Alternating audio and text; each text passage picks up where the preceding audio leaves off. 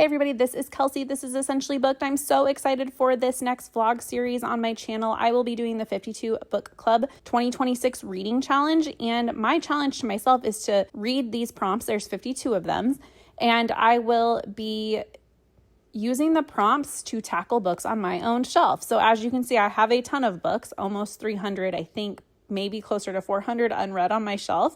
And these aren't even all my bookshelves. So I will be trying to whittle this down by at least 52 books this year. It will correspond to about a vlog a month, give or take. Obviously, I might read more or less, but so excited to be here with you.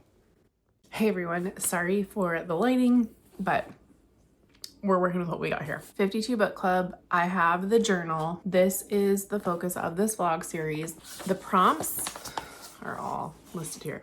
There's like a Facebook group. There's Goodreads pages to help you pick your books based on the prompts. But I am going to just work my way down the list this year and try to read the book. So it's going to work out to about 4 books a month, sometimes 5. I know this video is going up in March, so I'm working on a few vlogs at the same time. Hopefully it'll be at least like 12-ish videos is my goal. So we're going to get started with this video. And I forgot to film an intro back in the day of this, so editing Kelsey is popping in here. So the 4 prompts for this video are going to be set in an ancient civilization, and I picked the book Hera. Kangaroo word on the cover I did Before the Fall.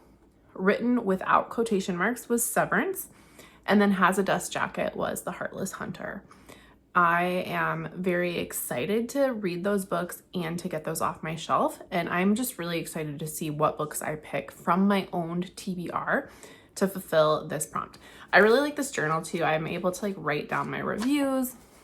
There's other things for mini challenges, whatever. I haven't filled out a ton of it yet. As the year progresses, I will probably fill out more of it, but it's really cute. I like reading challenges. I think it's a good way to maybe gamify your reading or motivate you to pick up a book you might not otherwise pick up. And the 52 Book Club challenge, I've loosely participated for the last couple of years, but this year this is going to be the primary challenge that I do because I think it's all genres. I can read whatever I want. It's not just art fantasy, right? Or it's not really strict. It can be whatever, and you can make any prompt work. So super excited to see what happens this year, but here's video 1 with the first 4 prompts. So this month I am reading, my 4 books for the 52 book challenge to knock off the first 4 prompts. And the book that right now I just was in the mood for was Severance by Ling Ma. It feels like it's the shortest book. But this fits the prompt of a book without quotation marks. It's amazing. This book was published in 2018, so 2 years before the pandemic. It is about a pandemic that pretty much mirrors the pandemic that we experienced, from it originating in China to how it, I guess, kind of affected people. It just is very on the nose and wild to me that it was published before 2020. The main character, I don't think she's named. Maybe she is. I don't know. I don't think she's been named yet. But she works in publishing, and she outsources books for publishers for like the material. And then the publishers partner with her, but she specializes in Bibles. And so her whole job is to get these Bibles produced at a lower cost.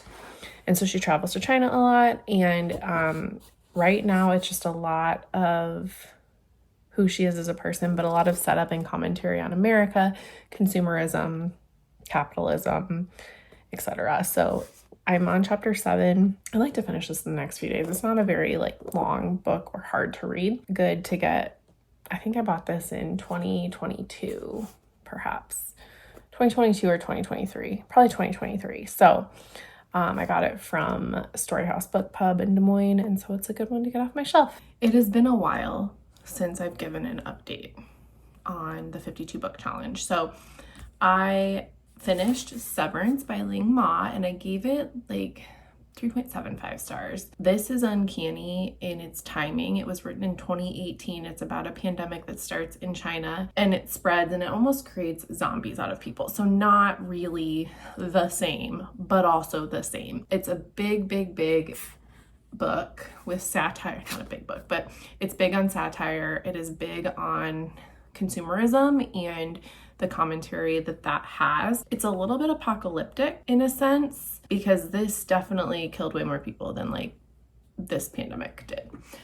in this book. I really enjoyed it. I get the hype. Wild that she wrote this before the pandemic. The voice didn't really resonate with me, which is why I gave it a lower rating. But it was good, and it didn't take me a long time to read it, and it is a book that's been on my unread shelf for a while, so I was pretty excited to get that off my shelf and to read it. And I think this is definitely it'd be a good book club book. I'm really glad this was pressed into my hands by a bookstore in Des Moines called Story House Book Pub. So I'm glad I read it, and now this knocked off a book without quotation marks, which is one of the first 4 prompts.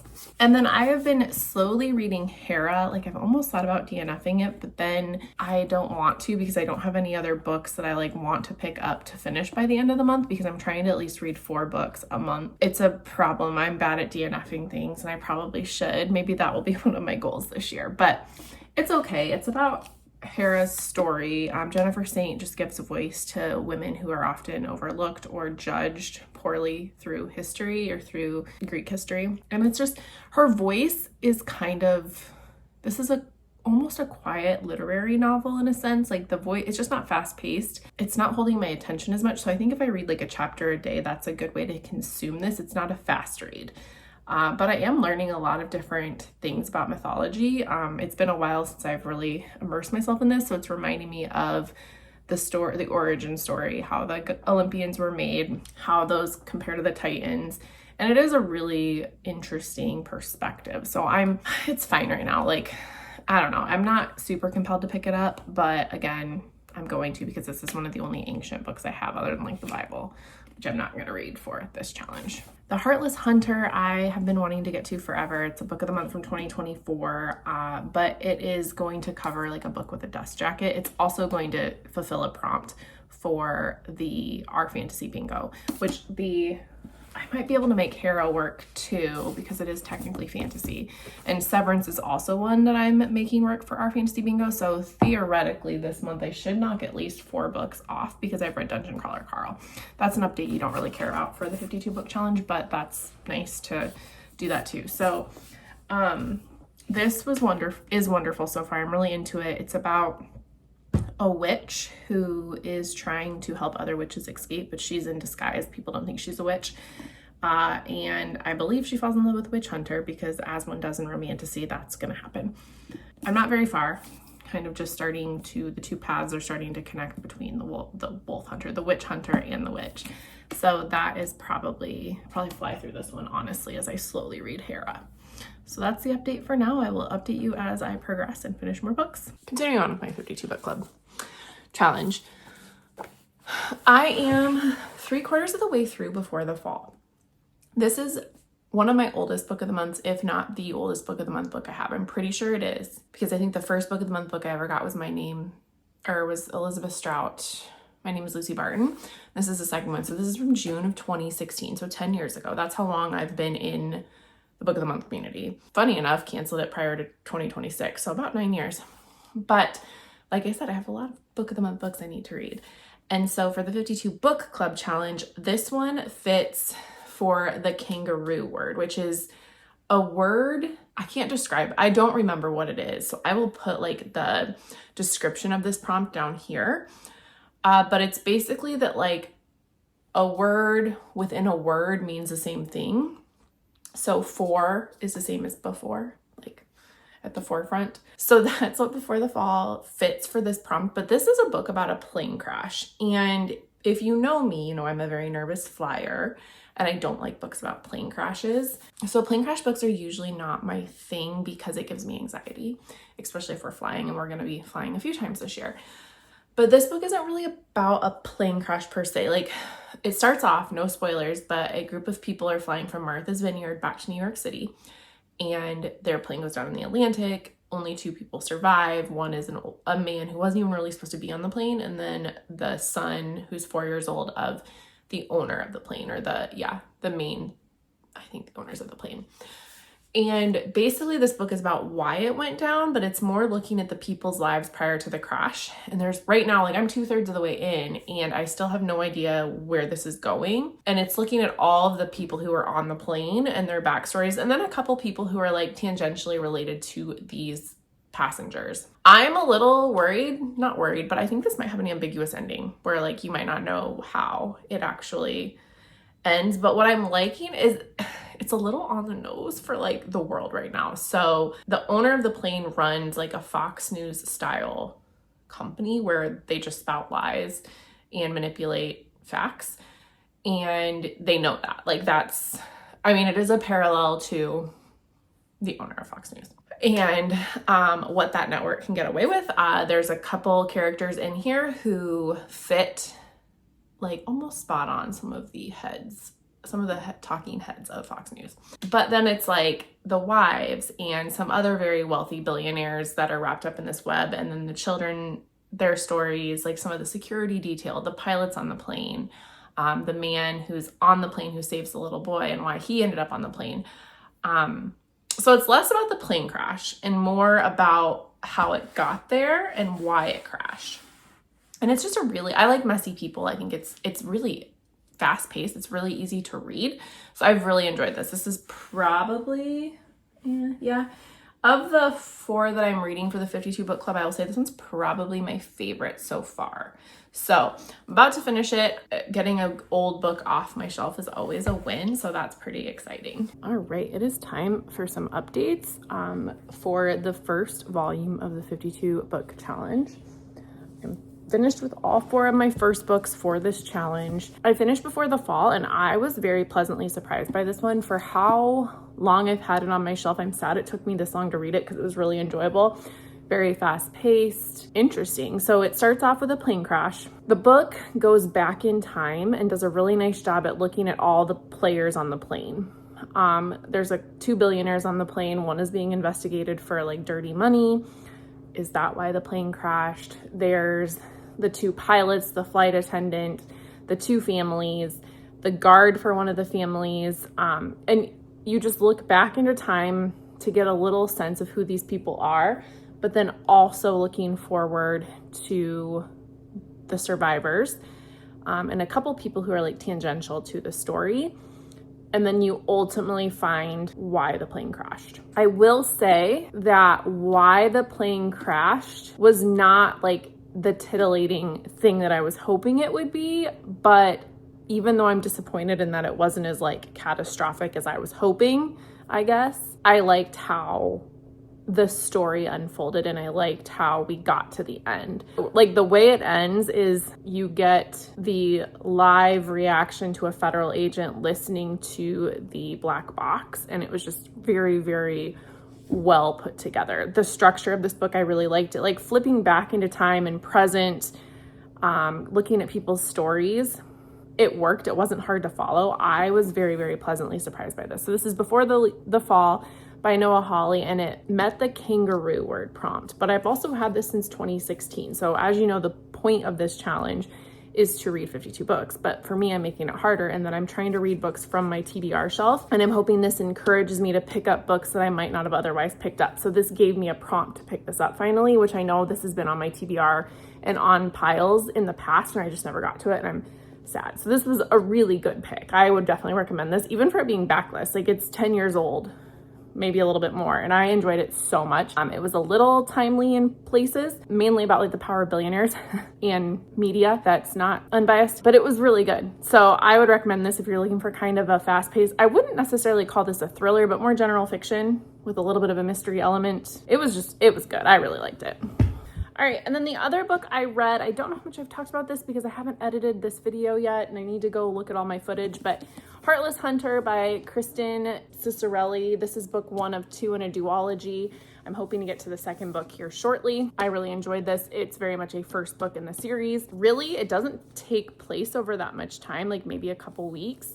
It is about an island community, I think, is the setting. And witches are bad and ostracized. They used to be in control. The queens were all witches. There was kind of a revolt, and now the witches are no longer in power. There's witch hunters who are like through the government that are trying to hunt all the witches down and find them.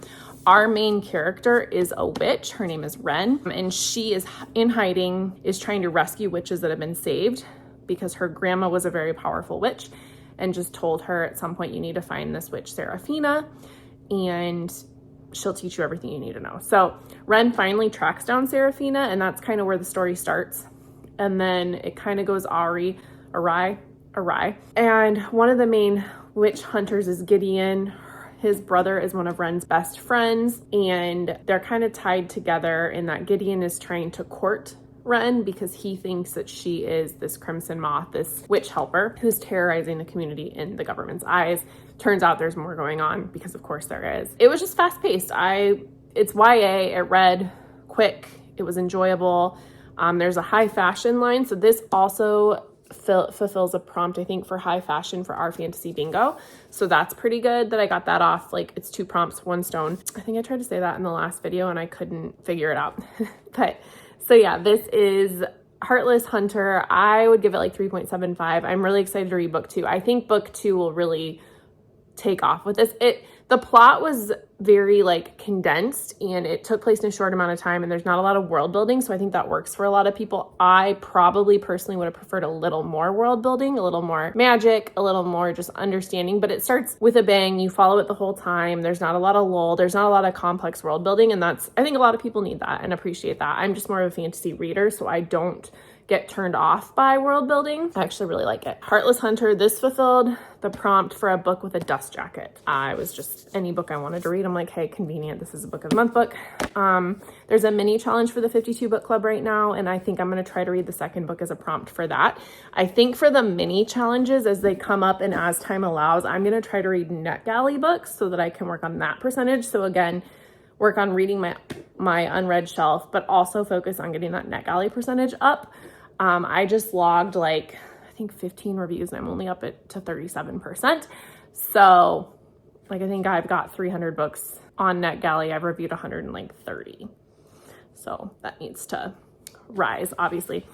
But yeah, that was a pretty enjoyable 52 book club challenge. I read Before the Fall, Heartless Hunter, Severance, and Hera. So Hera, Before the Fall, Heartless Hunter, and Severance were my 4 books. Got me my 4 prompts for Set in an Ancient Civilization, Kangaroo Word, Book with a Dust Jacket, and then Book Without Quotation. So I'm kind of going to just work down the list. I think that's just it adds challenge, but keeps me kind of in line for every month. So some months I might read 5 books, but we'll just kind of see where this takes me. But yeah, that was the first 4 books for the 52 book club challenge. If you are reading through this challenge, I would also like to know which books you've picked for the first 4 prompts, or how far you are. Whatever you want to share in the comments, just down below. I'm a big fan of this challenge, and until volume 2, I will see you guys later. Bye.